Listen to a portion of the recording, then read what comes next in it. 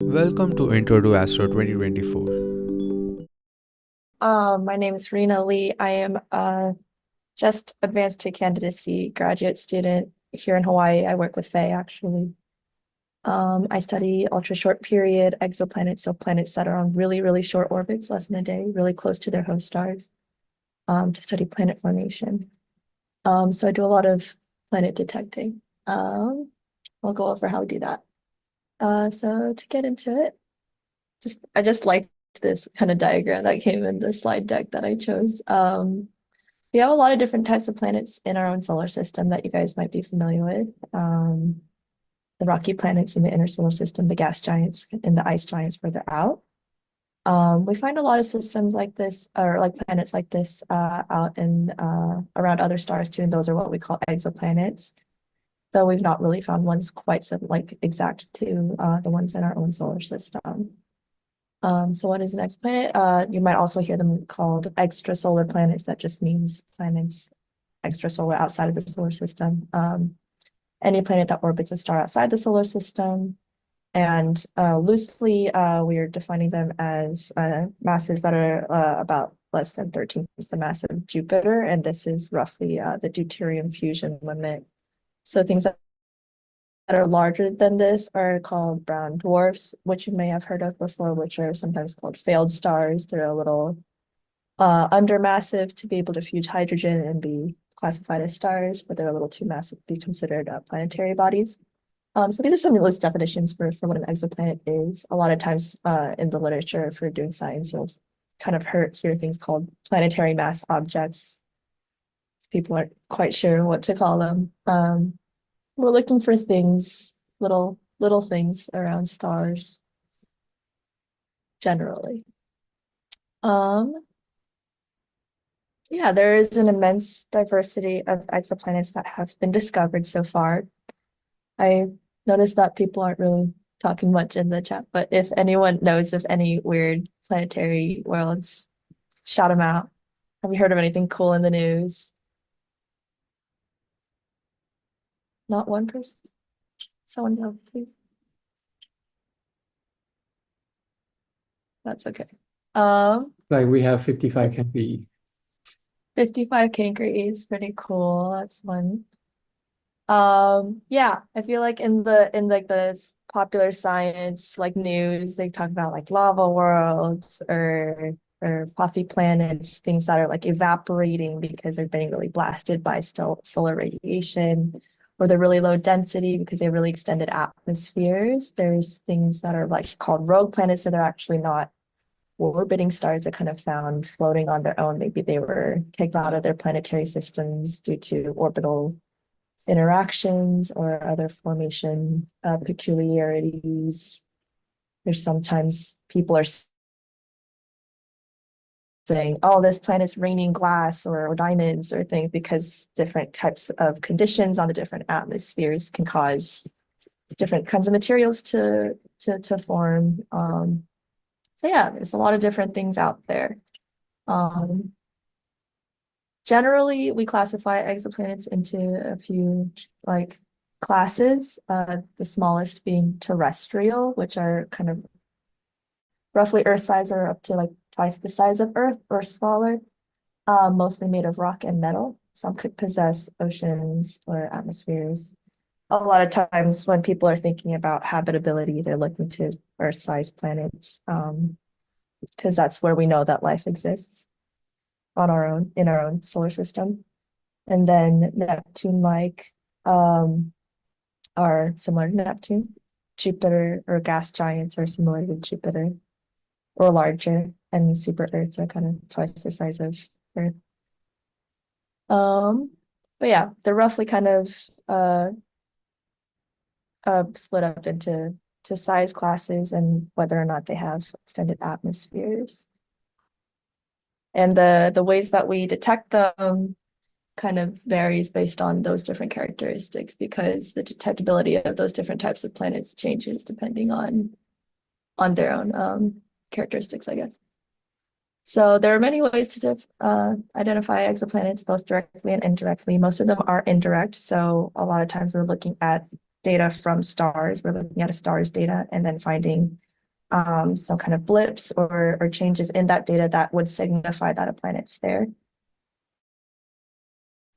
Kind of the main ones, kind of an overview of all the different methods that I'll kind of expand on as we go on, are transit photometry, and within that some transit timing variations, radial velocity, microlensing, astrometry, and direct imaging.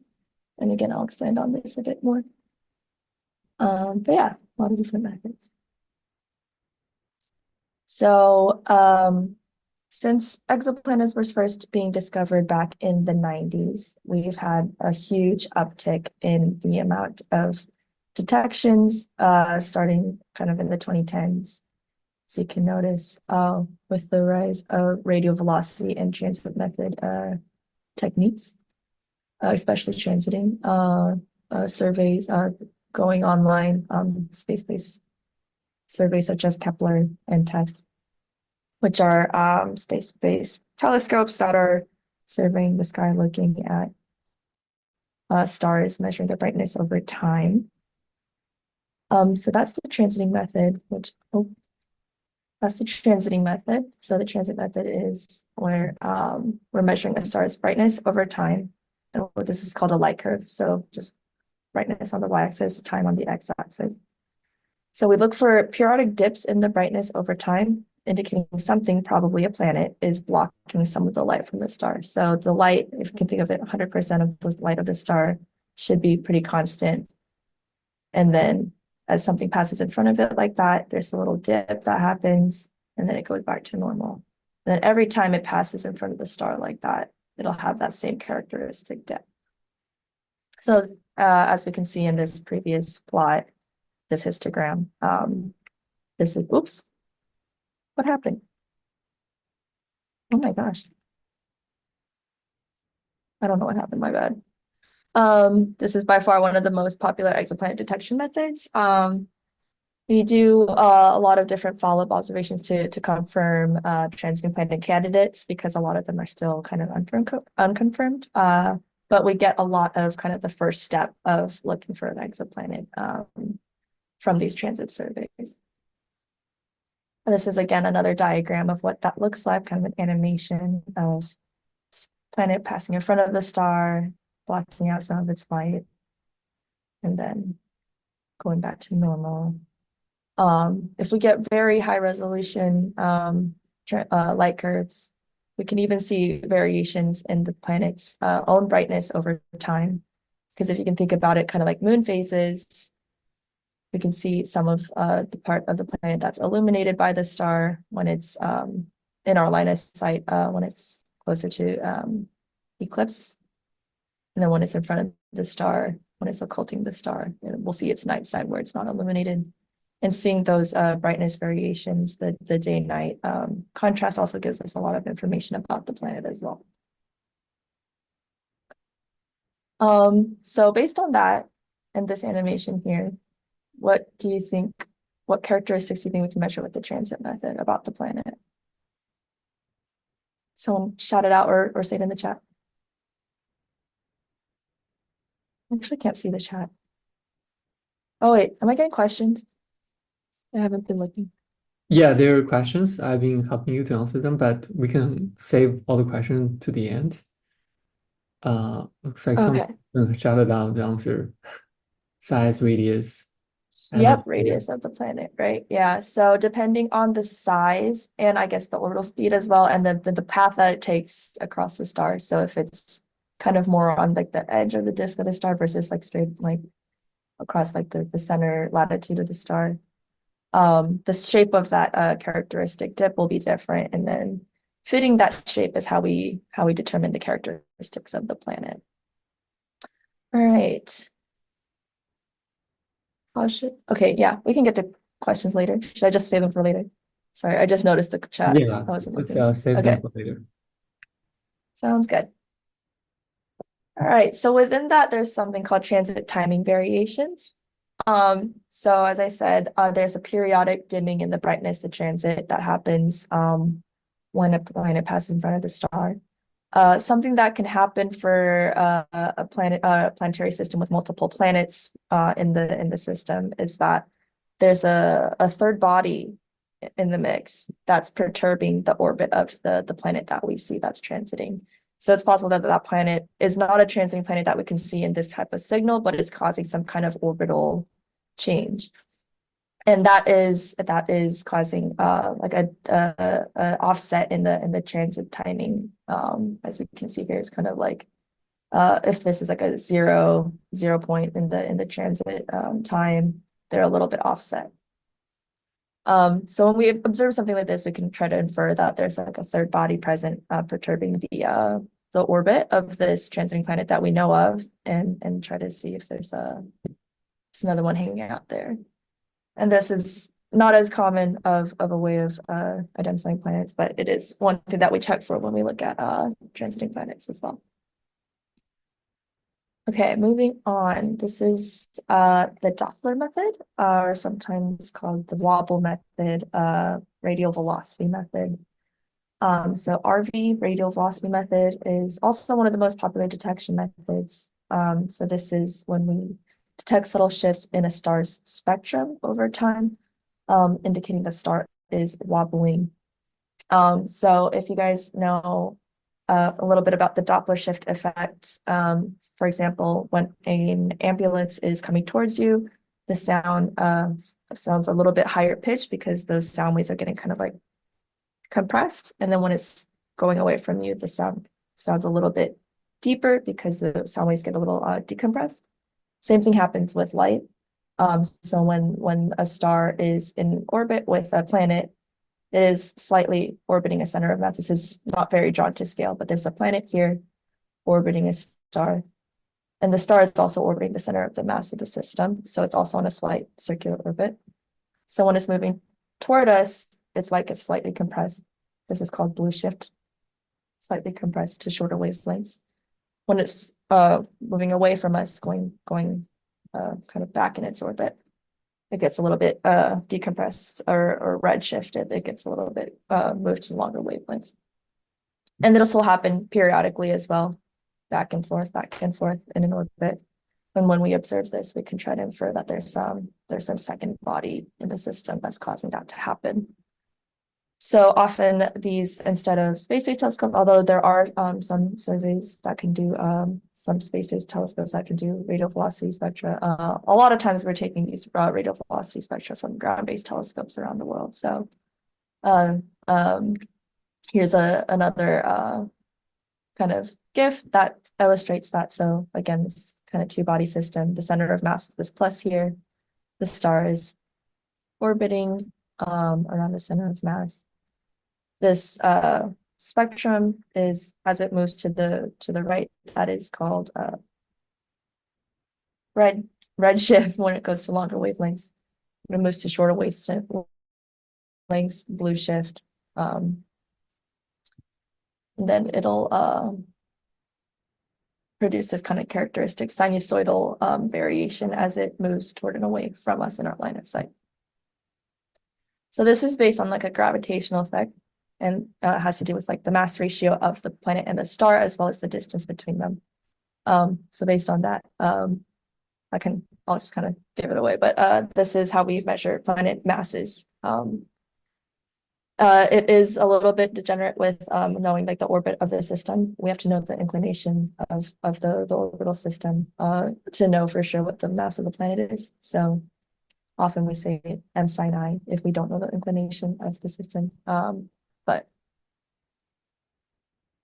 still unclear on the radial velocity and Doppler effect connection. Okay. So do you want to elaborate on that a bit? Well, we can save it for later. We can show it again. Save it for later. Okay. Yeah. All right, I think I'll move on because how much time do I have? Plenty. Oh, plenty.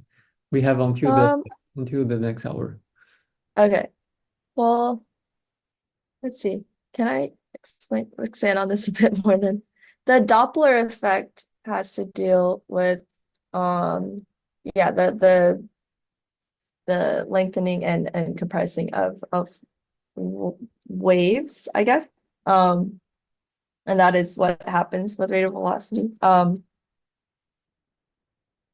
So when we're measuring radial velocity, we're measuring the shift in the spectrum that, so like from a rest wavelength here, these like dotted lines, however much this offset is corresponds to a radial velocity measurement. Like, does that make sense? Because of like the shifting of like the compression of the waves, like the light. Maybe. Okay. Maybe we can discuss a little bit. Okay, sweet. Let's move on. There's also direct imaging. So this is one of the direct methods to detect exoplanets. The last two, the most common, were indirect methods. So planets that are sufficiently bright can be directly imaged, so we can see them actually in pictures that we take.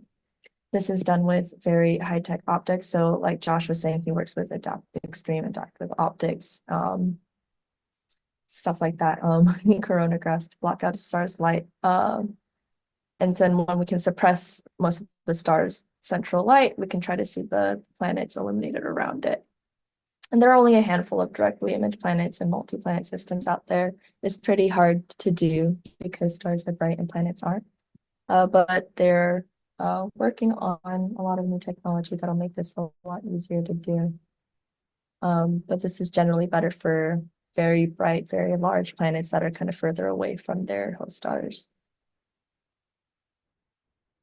Last kind of major one I'll go over is microlensing. So exoplanets can be detected by gravitational microlensing. So gravitational lensing is an effect that occurs when a sufficiently large body is between a source and an observer, and that distorts kind of the space-time in between the source and the observer into a lens. It's a little bit abstract, I know, but think of if this is like a massive star kind of further away from us, this is a red star in front between us and this massive star. When this foreground star is in front of it, the light around the light of the background star can kind of curve around the foreground star, like warp around it, and it gets magnified kind of like a lens does. And if there's a planet orbiting that foreground star, there can be an additional lensing effect that occurs from the planet passing in front. And this isn't a super common detection method, but it has been done. And it has like a characteristic duration. So people can identify like, oh yeah, this is when a planet was passing in front, there was this extra. Yeah, this part's relevant to rogue planet stuff. Yeah, exactly. All right. I thought I had an additional plot somewhere in here, but I'm missing it. So I think I'll move on. So what do we do once we find exoplanets? Can we find out from them? Why are we interested in finding more? A lot of times we are looking to find exoplanets to answer questions about like how exoplanets form, provide some context for how our own solar system formed and how life came to be and things like that. So yeah, studying and discovering new types of planets helps to inform theorists about theories about trying to determine how planets form. Can continue the search for extraterrestrial life, exobiology, exobiologists looking to find other signatures of life on different habitable planets out there. So let's start with a little bit of background on protoplanetary disk, the birthplace of planets, planet formation stuff. So when a star forms, It's a kind of a big collapse of gas and dust that kind of collapses down due to gravity, starts rotating. The central star creates a bunch of material, and then anything that's not accreted kind of flattens out into a disk around it. And then that disk of gas and dust is where planets are formed. And we're not super sure exactly all the processes that occur to create the different types of planets we see. As we discussed earlier, there are lots of different planets out there, ones that are similar to the ones in our solar system, but also lots of ones that are very different. So finding a lot of different exoplanets helps us to kind of make sense of what types of planets are common, what kind of processes need to occur to explain the existence of such planets, what kind of planets can exist together in the same systems, what kind of stars can host those planets, and things like that. For example, different types of core formation and accretion scenarios for like rocky cores to retain very large gaseous atmospheres, like a gas giant. Someone's not muted, by the I way. fixed that. Don't worry. Oh, okay. And then something more like the Earth, where it's mostly just like a rocky core with not much atmosphere. We also study planetary interiors, also to inform kind of planet formation, as well as just different planetary conditions out there. Studying different the interiors of the planets, the core and mantle ratios, also the surface conditions, what's going on in the outermost layer of the planet and what the atmosphere is like. On the surface, we are just beginning to be able to study atmospheres with the new James Webb Space Telescope, if you guys have heard of that. Although we can do that with other spectrographs as well on ground and space. The James Webb Space Telescope has really been revolutionizing our ability to be studying planetary atmospheres, especially on smaller rocky bodies. We're able to see how hot it is on the surface of a planet, how it changes from day to night, the effects of the stars' irradiation on the surface of the planet, the mineralogy and geology, and also what the implications of those things are on possible habitability. For example, this is a spectrum from James Webb, I believe a real spectrum, and along with a model of, actually I don't remember what planet this would be. Oh yeah, this is a WASP 96. So this is a hot Jupiter planet. So a planet just like Jupiter, a gas giant that's very close to its host star, and detections of water. It's very high resolution for something like this kind of work. Yeah, we're pushing our limits these days, able to see more and more detail about these different types of planets. And yeah, I think that's all I have to say about that. So yeah, I think that's pretty much it. We can recap and discuss, because I know there were a lot of questions as I was going, so I might have like glossed over a lot. But yeah, I think I want people to have kind of these main takeaways. What are the most common methods of planet detection? Someone shout it out.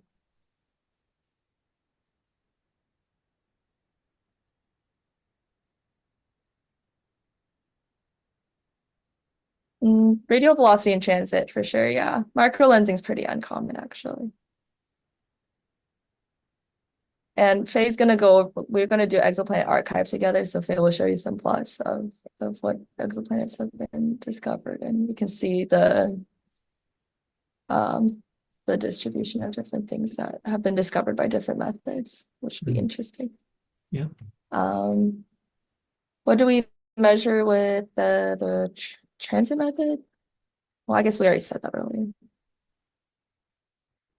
Radius. What do we measure with RV? A planet property.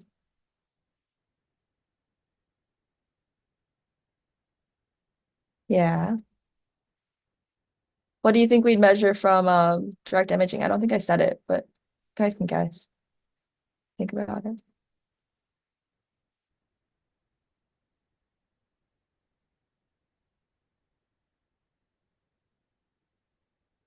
There's not one right answer.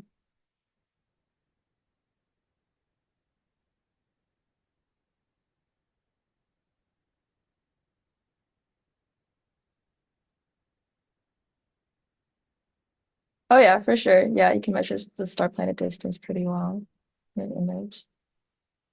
Not so much that's not really like a measurable property, but definitely it helps inform planet formation stuff. Not the shift, no. I think can you get temperature from imaging? Yes, if Yeah, you both spread them out yeah, into the spectrum, you can do it. right. Yeah. I was thinking like, Up to yeah, 50, yeah. from a very like from a good image, you can get this like the size of the planet too. And if you can map out the orbit pretty well, you can get the mass as well. But you can also get those from the other methods. Um, and I guess I kind of gloss over this too, but what do we learn from different types of exoplanets? I guess different formation histories, right? Different from gas giants, we can kind of learn more about, how atmospheres accreted in the outer solar system, in the outer regions of the planet forming disk. From rockier planets, more about habitability, about core formation. And then where does the data come from? I know I kind of glossed over that too.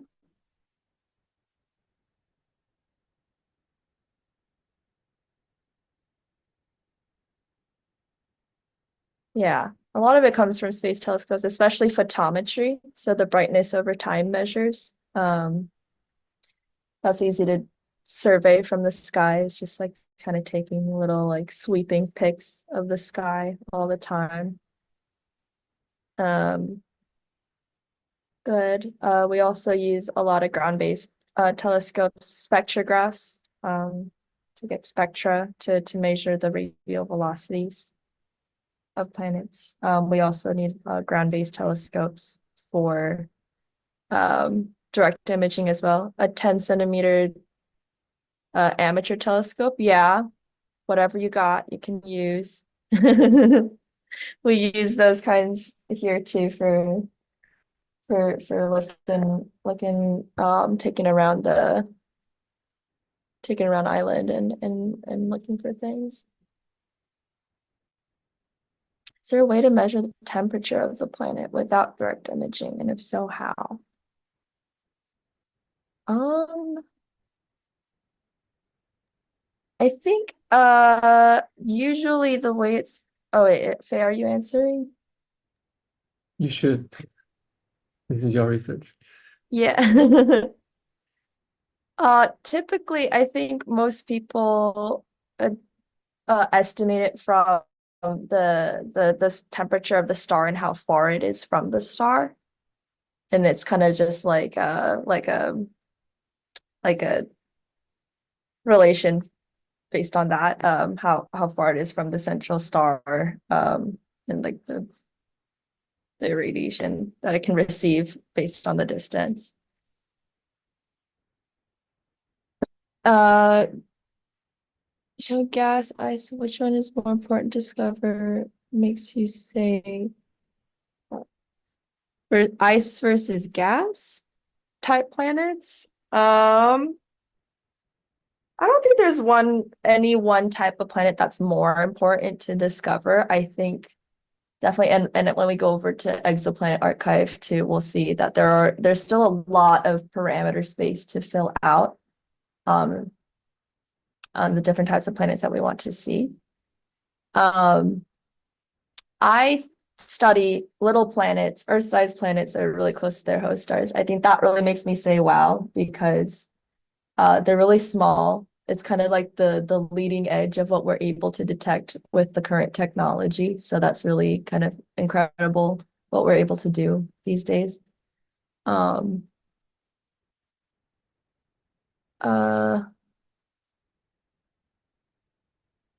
yeah, so yeah, that's correct. Sorry. So someone said if the planet has an atmosphere, the distance from the star would not be like an accurate indication of the temperature, for example, Venus. And yeah, that's correct. So there's like an equilibrium temperature and then like an effective temperature of a planet. And the atmosphere of will largely change that.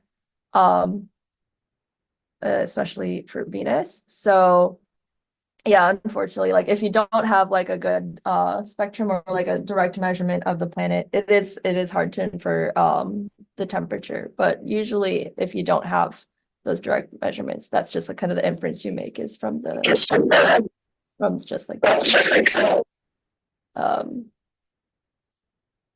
the distance relation.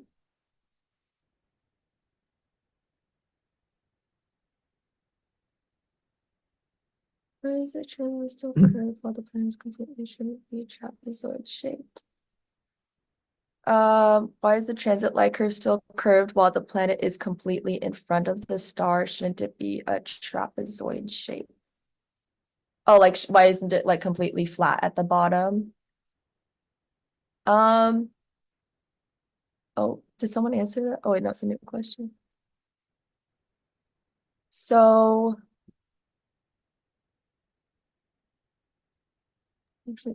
You want to take that? yeah, let me go back to, I think this part. It's kind of more or less flat, but like the edges here, I guess, kind of curve, and it's depending on like the different the different kind of planet stuff. Like some can look flatter than others, but it's curved here because the star's brightness over the star's disk is also not constant. So the edges of the star, when you're looking at it, will have something called limb darkening, the very edges of it, because when you're looking through a star or looking at a star, you're actually looking through layers of gas as well.